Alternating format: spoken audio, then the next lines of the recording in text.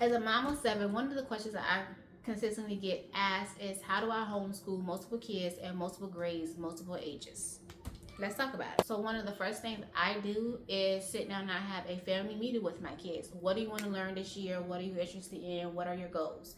And I write that down. The next thing I did was write down what the basic requirements are. That's math, reading, language, art, social studies, science, history, art. That's those things.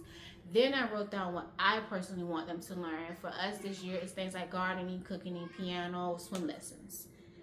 Once we got our curriculum basics down, then I went into what does our year look like. For us, we are a year-round homeschool, so that means we homeschool for 6 weeks and then we break for 1 week and we pick back up homeschool for 6 weeks, and that keeps going on. I also go over the calendar and I look at what days we're going to do spring break, what days we're doing holidays, what days. Because I have 7 kids, we have a lot of we have birthday season starting in July all the way to October. We're doing birthdays, so I decided what does that look like for us this year. Once I decided what the basics are, what their interest is, what our calendar looks like, what our breaks looks like, now I'm going to go to in deciding what our spring break and trips and things like that are looking like for this year.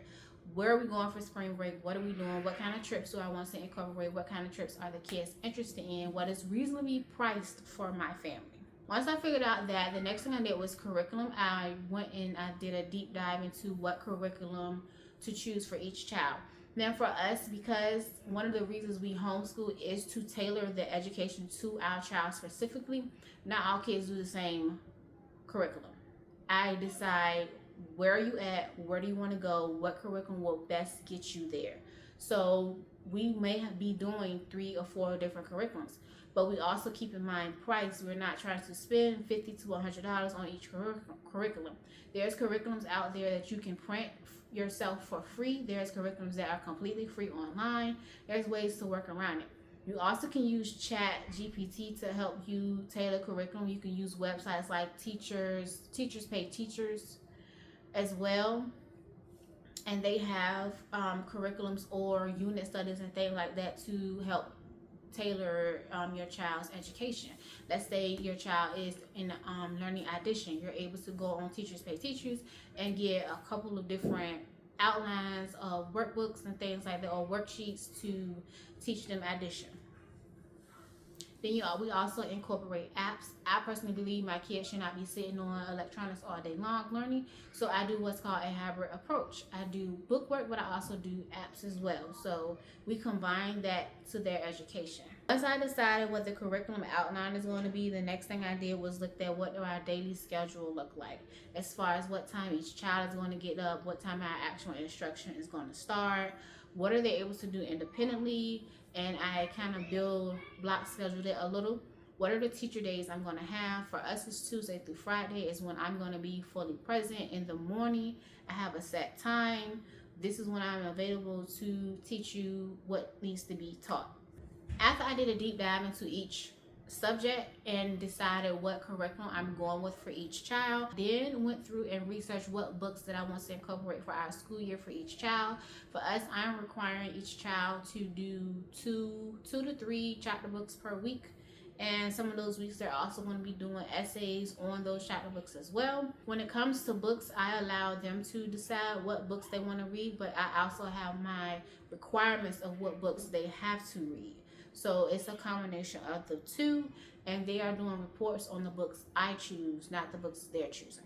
I also decide, at least for the first quarter, what are our read aloud books going to be when we're doing read alouds for my younger kids. I don't map out the whole year for everything. I just do it in chunks. So I look at what our year looks like as a whole, and then as far as curriculum, I get a kind of an overview what our whole year looked like, but the second quarter does not have to be solid. And the way we school in 3 quarters. Quarter 1 is August through December. Quarter 2 is January through May. And then our summer break, quarter 3 is June and July. Once I have gotten all this information done, I print it out and give it to my older kids, so they're able to see what their curriculums look like, what our schedule looks like, and what their year is expected to look like. Now, I am more of a type A type of person, so I am very detailed, but I also allow flexibility. I know that as a mom of 7, things happen, people get sick. Sometimes we may just need an extra break, and we just still allow flexibility in your homeschool schedule. Lastly, if you are a new homeschooling mom, I think the best tip I could give you is to allow your first year or 2, if needed, to be a learning curve. And that's what I did for our first 1 or 2 years. It was a learning curve for me. This was a new space. I had to learn what they like. I had to learn what we like. I had to learn what was comfortable for us. And I had to get out of the mindset of the traditional school that they needed to be in school for 8 hours. So the best tip I could give is just allow the first year to be a learning year for you and your children. Don't be too hard on yourself, and just learn. You will learn as you go, and as you continue on the journey, you will figure out what works best for you. That is the blessing of homeschooling. You figure out what works for your family. What works for mine may not work for yours.